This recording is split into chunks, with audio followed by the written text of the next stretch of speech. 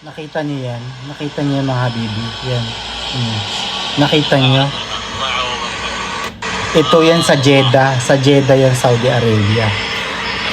Ito yung supermarket na kilalang kilala naming mga Pilipino, no? Lalo na ako, promise.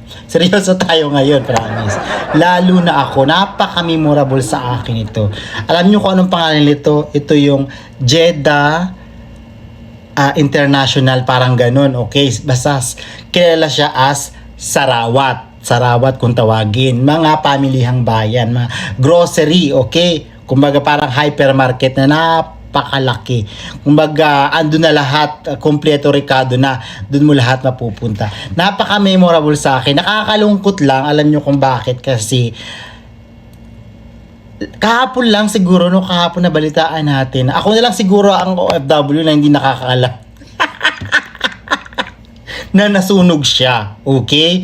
So ako na lang, doon ako natatawa. Ako na lang siguro ang OFW na ang hindi pa nakakaalam na nasunog siya. Okay? Wherein ito ay napamahal na sa amin, sa akin, lalo na itong Sarawat na to, Sarawat Superstore na to.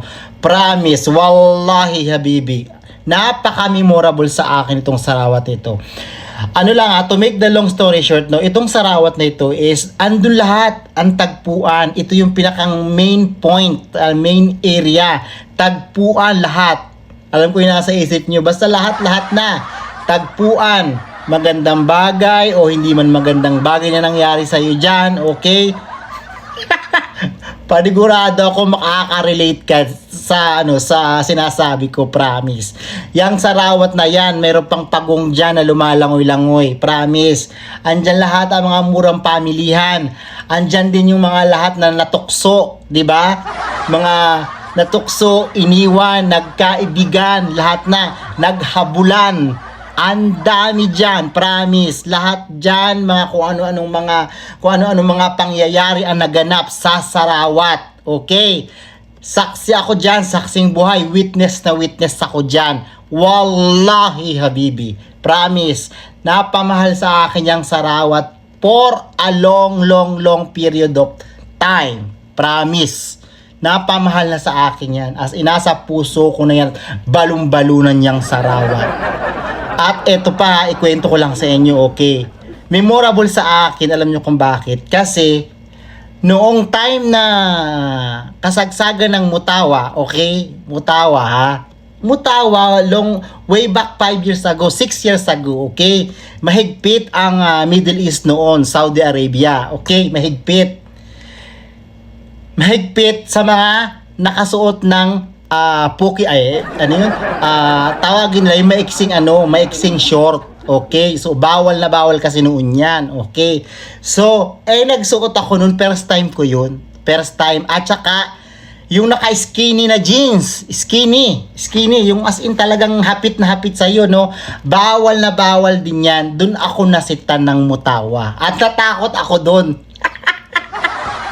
Natakot 2 beses ako dyan, sinita dyan sa Sarawat na yan, promise. At yung pangatlo, matatawa ka sa kwento ko. Dyan ako nasita, yung sa short na may iksi, yan, peke-peke short daw, yung sabi nila, peke-peke short or what, mga ganyan. Tapos dun sa skinny, na talaga namang skinny talaga, as in hapit na hapit, okay. Basta matagal na yun, dun ako talaga nasita. At may kasamang pulis yun, ha? May kasamang pulis. Alam mo yung tipong nasa nakakabang na isang paa mo, no, sa hukay, na hindi mo alam kung anong gagawin mo, first time mo sa abroad. 'Di ba? Buti na lang may kasama ako noon that time, ex-abroad. So inexplain niya na maayos na may muta pala ako. Inexplain niya ng maayos na buti nakakapag-Arabic yung natural ex-abroad, nakakapag-Arabic, di ba? Ng basic. So inexplain naman niya ng maayos na bago nga lang ako, sumapi malum Arabic, ya habibi. Kaya yung next time, bawal ka na magsuot. At pag pangalawa pang huling ganun, ay mayroon ka ng fine, penalty, or basta ganun. Meron ka ng something na tawag dito na penalty nga. Okay? Ang dami ko pang ang layo nung nilakbay ko, yun lang ang sasabihin ko, di ba? Basta yan. Diyan sa Sarawat, napaka-memorable sa akin yan, promise. At yung pangatlo, no, nung bago pa lang din ako, nung hindi pa ako nahuhulit na sisita dyan, no, ng mga mutawa, okay, ng mga mutya, kung tawagin, okay? Matagal na yun, matagal na yun. First month, second month ko pa lang sa sa Jeddah, Saudi Arabia. Nandiyan yung pinsan ko noon, makikipag-meet ako sa yan nga sa Sarawat. Okay? Eh hindi ko naman alam. Pag-type ko dun sa Google, okay, sabi ko dun tayo magkita sa Sarawat kasi yun daw ang pinakang kilala nga, okay?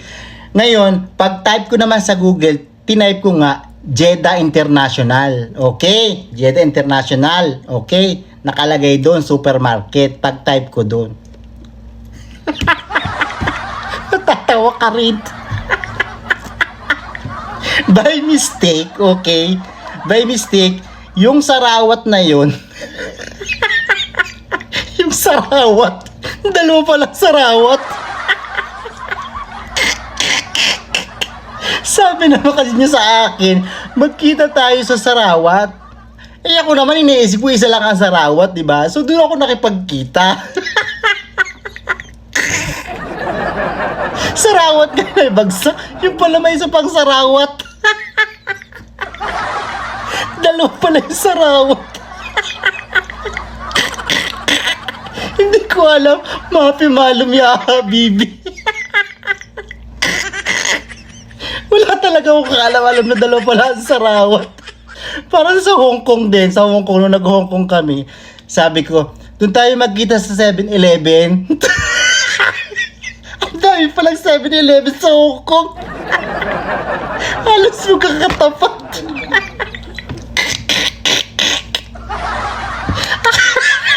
Doon ako natatawa. Pero nasasad talaga ako dahil nasunog yung Sarawat. Promise.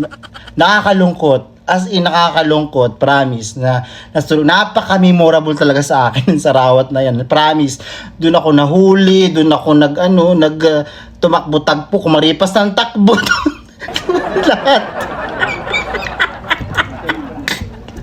Promise, ikaw, habibi ko, kabayan, ano ang kwentong Sarawat mo?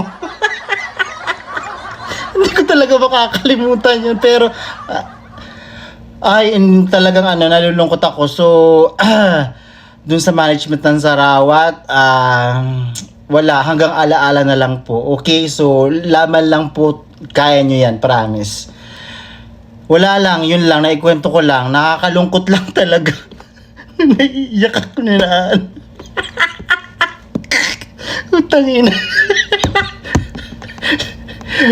Yung tawa ko is natatawa ako dahil sa mga experiences ko doon. Okay, hindi ako natatawa dahil nasunog. Baka may interpret. Baka magkamali na naman ako, ma-misinterpret nyo. Tamang. Ikaw, anong kwentong Sarawat mo? Ya, Habibi.